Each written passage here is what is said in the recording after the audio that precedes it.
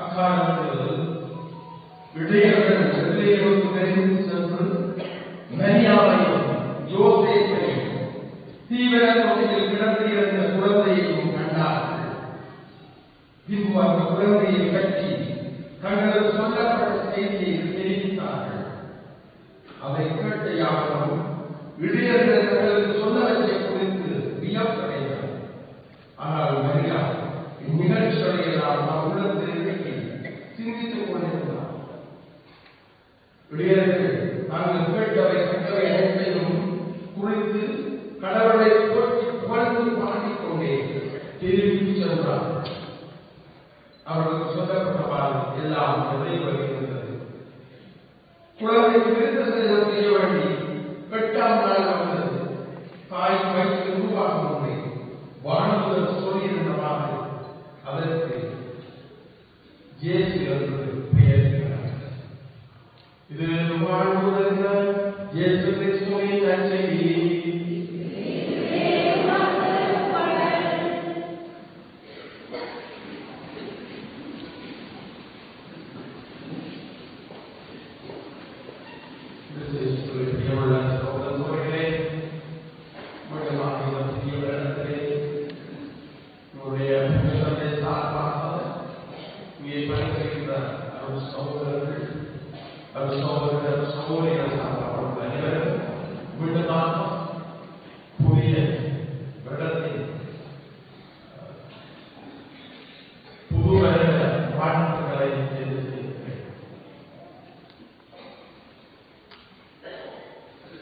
இந்த புதிய வருடத்தில் 2025ஆம் ஆண்டில் இந்த தருணத்தில் ஆரம்ப நிமிடங்கள் இறைவனுடைய சன்னிதானத்தில் நாங்கள் பல்வேறு விதமான எதிர்பார்ப்புகள், நம்பிக்கைகள், இறைவனுடைய ஆசீர்வாதங்களை இந்த புதிய வருடத்திலே கேட்டவர்களாக சுபத்திலே கல்வாரியின் பணியை இணைத்து நம்பிக்கையோடு நாங்கள் தொடர்ந்து செய்து கொண்டிருக்கிறோம். புதிய வருடத்தில் நாங்கள் எதிர்கொள்ளுகின்ற சவால்கள், தற்கால சூழலில் நாங்கள் எதிர்கொள்ளுகின்ற பல்வேறு விதமான வாழ்வின் சவால்கள், பொருட்களுடைய விலையேற்றங்கள் இன்னும் குறைந்து போகாமல் கூடிக்கொண்டிருக்கின்ற அரிசியுடைய விலை, விவசாயத்துடைய விலை, அத்தியாவசிய பொருட்களுடைய விலையெல்லாம் அதிகரித்து நாங்கள் எதிர்பார்த்த எரிபொருள் விலை குறைந்து ஏறி அத்தியாவசிய பொருட்களுடைய விலை எதுவுமே நடந்து வராமல் நம்முடைய வாழ்வின் அன்றாட வாழ்க்கை செலவு அதிகரித்துக் கொண்டே இருக்கின்றன. நாளான தொழில் வளங்கள், நிறைவாக கிடைக்காத சூழல்கள், பிள்ளைகளுடைய எதிர்காலம், எங்களை சூழ காணப்படுகின்ற போதை வசதி பிரயோகங்கள், சமூக சீரழிவுகள், நாளைய சந்ததியினராகிய இளையோருடைய வாழ்வில் கேள்வி குறைகள், இப்படியாக மனதில் பல்வேறு எண்ணங்கள், சிந்தனைகளோடு இந்த புதிய வருடத்தினால் இருக்கிறோம். இறைவனுடைய ஆசீர்வாதம் உங்களுக்கு கிடைக்க வேண்டும் என்று நாங்கள் பிரார்த்திக்கிறோம். இறைவாழ்ந்த பகுதிகள் அதைத்தான் நாம் கிடைக்கின்றன. கடவுளுடைய ஆசீர்வாதம் நமக்கு நிறைவாக கிடைக்கிறது. இன்றைய முதலாவது வாசகத்தில் 2ஆம் மோசே ஆரோனையும் அவருடைய உறவுகளையும் பார்த்து சொல்ல வேண்டிய கடவுளுடைய செய்தியை நாங்கள் வாசிக்கிறோம். இஸ்ராயேல் மக்களை பார்த்து ஆரோன் புதல்வர்களுக்கு சொல்ல வேண்டிய எப்படி இஸ்ராயேல் மக்களை ஆசீர்வதிக்க வேண்டும் என்று கடவுள் மோசேக்கு கற்றுக் கொடுக்கிறார். அந்த ஆசீர்வாதம் இன்றைக்கு எங்களுக்கு தரப்படுகிறது.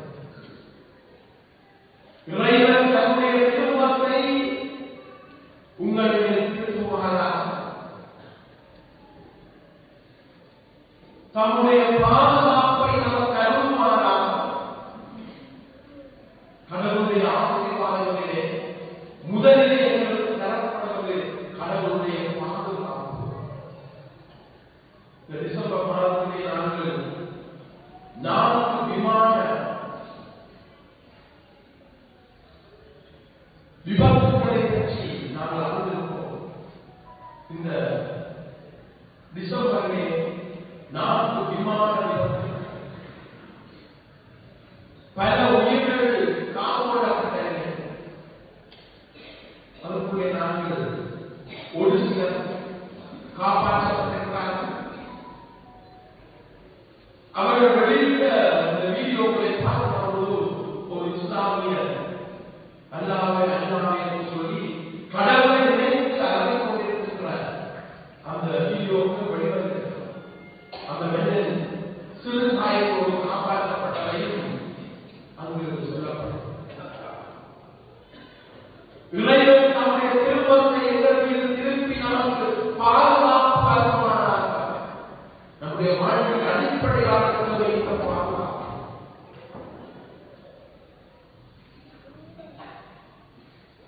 நாலாவது, கடவுளுடைய பாதுகாப்பை நாங்கள் வாழ்வதற்கு இறைவன் இன்று நமக்கு ஆசைப்படுகிறார். இரண்டாவது நாம் உணர்ந்து வாசிக்கிறோம். கடவுள் தம்முடைய திருமணத்தை உங்கள் மீது திருப்பி உங்களுக்கு தம்முடைய அருள்வதைகளை நிறைவாக வழங்குவார். கடவுளுடைய அருள்வதைகள் எப்பொழுதுமே நமக்கு கிடைக்கின்றன. இந்த வருடத்தின் முதல் நாளிலே ஆண்டவருடைய அருள்வதைகள் நமக்கு ஆசீர்வாதமாக தரப்படும். மூன்றாவது ஆசீர்வாதமாக கடவுள் தம் திருமணத்தை திருப்பி உங்களுக்கு அமைதியை அளிப்பாராக. நம்முடைய வாழ்விலே நாங்கள் தேடுவது உண்மையான அமைதி. நம்முடைய தனிப்பட்ட வாழ்விலே அமைதி, எங்களுடைய எண்ணங்களிலே அமைதி, சிந்தனைகளிலே அமைதி, எங்களுடைய உணர்வுகளிலே அமைதி, அமைதியான வாழ்வு நமக்காக நானும் நீங்களும் வெறுத்து அமைதிக்கிறோம். என்னுடைய குடும்பத்திலே அமைதி, என்னுடைய குடும்ப உறுப்பினர்களுக்கு அமைதி, ஒரு அமைதியான வாழ்வு, வறுமை நீங்கி, நோய் நீங்கி, உடல்நலம் பெற்று மகிழ்ச்சியான நிறைவான அமைதியான வாழ்வை கடவுள் உங்களுக்கு வழங்குவார். சொல்றேன், இந்த இறை ஆசீர்வாதத்தை தான் இன்றைக்கு நாங்கள் கேட்டு வந்திருக்கிறோம். வேதாகமத்திலே பலர் கடவுளுடைய ஆசீர்வாதங்களை பெற்றதை நாங்கள் அவருடைய வாழ்க்கை வரலாறுகளை வாசிக்கின்ற பொழுது கடவுளுடைய ஆசீர்வாதம் அவர்களுடைய நிறைவான தத்துவத்தை நாங்கள் பார்க்கிறோம். இதற்கு நல்ல ஒரு உதாரணத்தை ஆபிரகாமுடைய மகன் ஈசாக். இந்த ஈசாக்கு 2 புதல்வர்கள், 2 இயேசுக்கள் பிறந்தார்கள். ஈசாக்குடைய மனைவி ரெபெக்காவுடைய வயிற்றிலே இருக்கின்ற பொழுது இந்த 2 இயேசுக்கள் யாக்கோபுக்கும் எசாயுக்கும் இடையிலே சண்டை நடந்தது என்று சொல்லி அவர்கள் அவருடைய கற்பத்திலேயே போட்டார்கள். எசாயு மூத்த மகன் கல்லிலே கலையிலிருந்து வெளிவருகின்ற பொழுது இந்த யாக்கோபு அவருடைய புதிக்காலை புதித்தவாறு உடையவனாய் என்று வேதாகமம் சொல்கிறது. யாக்கோபு 2வது மகனாக இருந்தாலும் அவன் தன்னுடைய தந்தையுடைய ஆசீர்வாதங்களை பெற விரும்பினான். உபாகமம் சொல்லுகிறது, அவன் தந்தையுடைய ஆசீர்வாதங்களை பெறுவதற்கு விரும்பினபடியால் கடவுளுடைய ஆசீர்வாதம் கிடைத்தது. அவன் நேர்மையான வழியிலே தன்னுடைய ஆசீர்வாதத்தை பெறவில்லை. தன்னுடைய மூத்த சகோதரை ஏமாற்றி, தன்னுடைய தந்தையை ஏமாற்றி, தன்னுடைய தாய்க்கு முன்னால் கள்ளத்தனமாக அந்த ஆசீர்வாதத்தை பெற்றாலும் அவன் அந்த ஆசீர்வாதத்திற்கு வேண்டி தவித்தமையால் கடவுளவனை கிட்டத்தட்ட 38 ஆண்டுகள் அவன் வெறுமையான வாழ்க்கை வாழ்ந்தான். கள்ளத்தனமான ஆசீர்வாதம் பெற்றவன் வீட்டை விட்டு ஓடிச் செல்ல வேண்டிய தன்னுடைய மாமனாருக்கு ஓடிச் செல்கிறான். திசை தெரியாமல் அவன் முதலிலே அறியாமல் பாலைவன பயணத்திலே எதுவுமற்ற ஏரியாக அவன் சென்றான் என்று வேதாகமம் சொல்கிறது. அங்கே கடவுள் அவனை ஆசீர்வதித்தார்.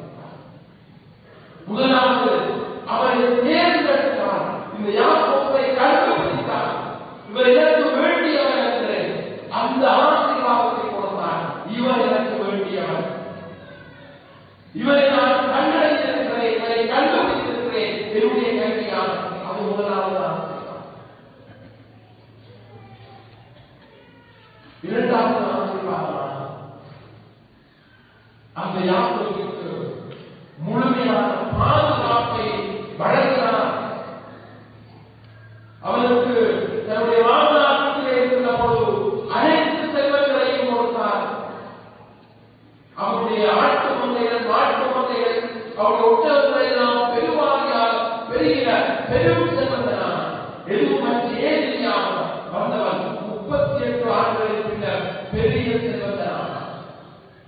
மூன்றாவது ஆசீர்வாதமாக அவனுக்கு ஆலோசனைகளை வழங்கினார் என்று உபகாரம் சொல்லுகிறது. அவருக்கு ஆலோசனைகளை வழங்கினார்.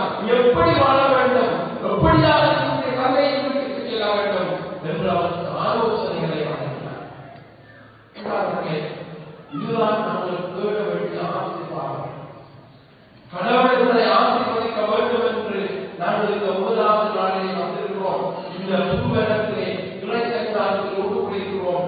முதலாவது முந்த கடவுளை என்னையும் உன்னையும் என்னுடைய பாவங்கள் பலவீனங்களோடு தேர்ந்து கொள்ள வேண்டும், கண்டறிய வேண்டும். நாங்கள் எல்லாம் ஏற்று கொள்ளப்பட்டவர்கள், கடவுளால் கண்டுபிடிக்கப்பட்டவர்கள், அவருக்கு சொந்தமான பிள்ளைகள், அடையாளப்படுத்தப்பட்டவர்கள். எனவே எங்களுக்கு நிச்சயமாக கடவுளுடைய ஆசீர்வாதங்கள் உண்டு.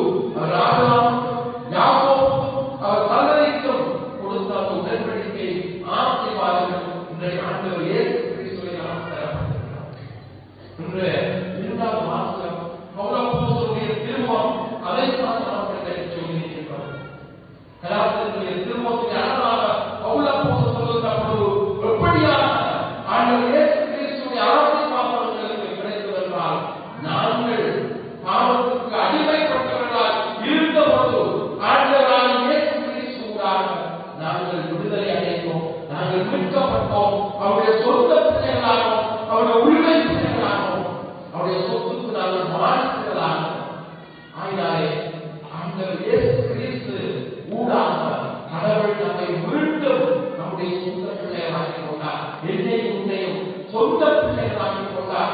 அதை நாம் உணர்ந்து கொள்ள வேண்டும். எப்படியாக சொன்னால் அன்னை மரியாதைதான், அன்னை மரியாதை இதற்கு அடித்தளமாக இருந்தால் ஆண்டவர் இயேசு கிறிஸ்துவை பெண்ணிடம் பிறந்தவராக கடவுள் இந்த உலகத்துக்கு அனுப்பினார் என்று இன்றைக்கு இரண்டாம் வாசகத்திலே இந்த பவுல் அப்போஸ்தலர் திருமுகத்திலே நாங்கள் அழகாக வாசிக்க நாங்கள் கேட்டவர்கள் சொல்கிறார்கள். நானும் நீங்களும் கடவுளுக்கு சொந்தமாக இருக்கிறோம் என்பதுதான் முதலாவது நமக்கு தேவையான ஆசீர்வாதம். நானும் நீங்களும் ஆண்டவர் இயேசு கிறிஸ்துவுக்குள்ளே கடவுளுடைய பிள்ளைகளாக, உரிமை பிள்ளைகளாக, நம்முடைய பாவத்திலிருந்து விடுதலை பெற்ற மனிதர்களாக நாங்கள் ஆண்டவர் இயேசு கிறிஸ்துவுக்குள்ளே கடவுளால் தேர்ந்து கொள்ளப்பட்டிருக்கிறோம், கண்டறியப்பட்டிருக்கிறோம், கண்டுபிடிக்கப்பட்டிருக்கிறோம் என்பதுதான் இந்த அடிப்படையான ஆசீர்வாதம். அந்த ஆசீர்வாதங்களில் அனைத்து ஆசீர்வாதங்களும் நமக்கு கிடைக்கும். நாங்கள் பெறுகின்ற பாவம், நாங்கள் பெறுகின்ற அமைதியான வாழ்வு, நாங்கள் பெறுகின்ற மகிழ்ச்சி நிறைந்த வாழ்வு, நாங்கள் பெறுகின்ற உடல்நலம் மிகுந்த வாழ்வு, நாங்கள் பெறுகின்ற நம்முடைய பொழிவாளர்கள் பெறுகின்ற செல்வங்கள் பெறுகின்ற அந்த வாழ்வு, இவைகளெல்லாம் நமக்கு கிடைக்கும். அடிப்படையிலே நாங்கள் ஆண்டவர் இயேசு கிறிஸ்துவை அந்த உடன்படிக்கைக்கு பிறமாற்றம் கொள்வதால் நாங்கள் வாழ அழைக்கப்பட்டிருக்கின்றோம். இந்த புதிய நாளிலே, இந்த இடத்தில் முதல் நாளிலே அன்னை மரியாள் கடவுளுடைய தாய் என்ற அந்த விழாவை பிரித்து கொண்டாடுகிறது. ஏனென்றால் அவள்தான் ஆண்டவர் இயேசு கிறிஸ்து பெண்ணிடம் பிறந்தவராக அனுப்பப்பட்டார். அவள்தான் அந்த கடவுளை கையிலே வாங்கி நமக்கு இந்த உலகத்திலே பெற்று தந்தார். ஆண்டவர் இயேசுவை நாங்கள் சொந்தமாக்கிக் கொள்ள, அவர் மூலமாக கடவுள் நம்மை சொந்தமாக்கிக் கொள்ள இந்த அன்னை மரியாள் ஒரு சிறந்த ஊடகமாக இருக்கிறார்.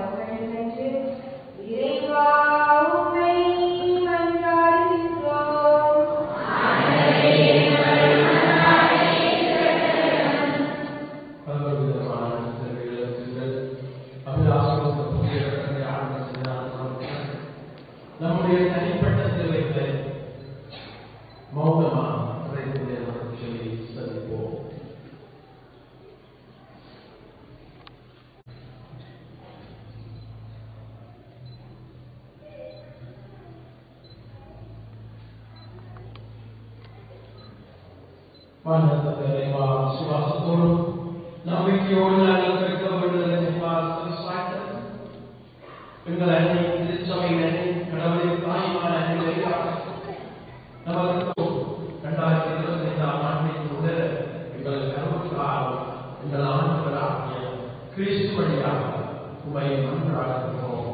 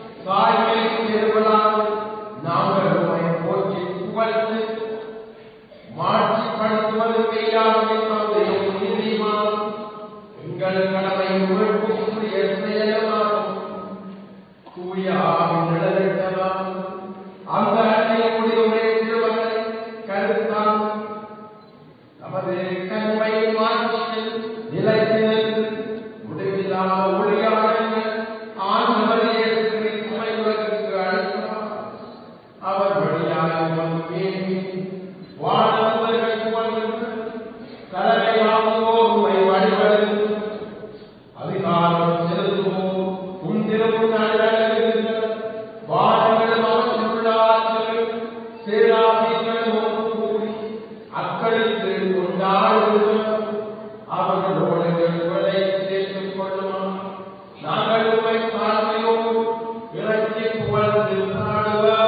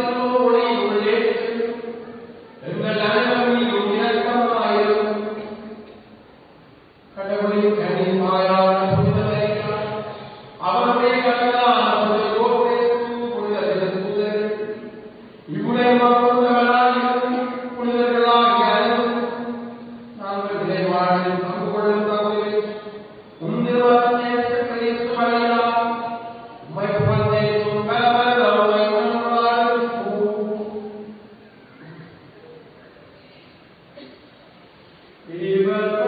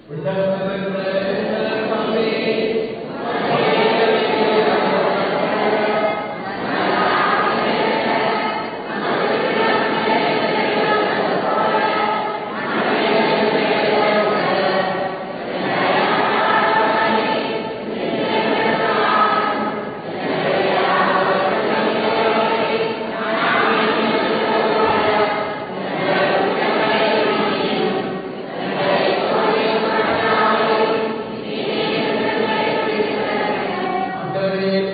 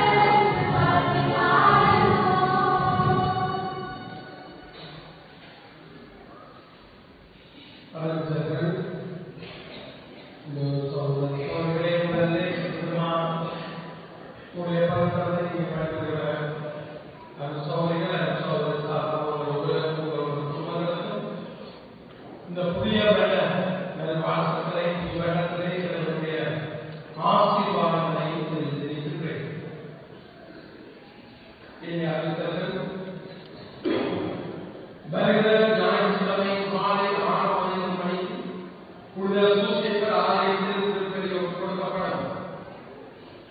ஞாயிறு மாலை 5:15 மணிக்கு குழந்தையேசு ஆலயத்தில் கொடியேற்றத்துடன் நவநாள் திருப்பலி வழிபாடுகள் ஆரம்பமாகும். குழந்தையேசு ஆலயத்தில் அவர்களுக்கு செய்ய விரும்புவோம். சோமாலை முறையில் உங்கள் நண்பர்களை செலுத்தி பச்சை பெற்றுக்கொள்ளும்படி கேட்டுக்கொள்கிறோம். 2025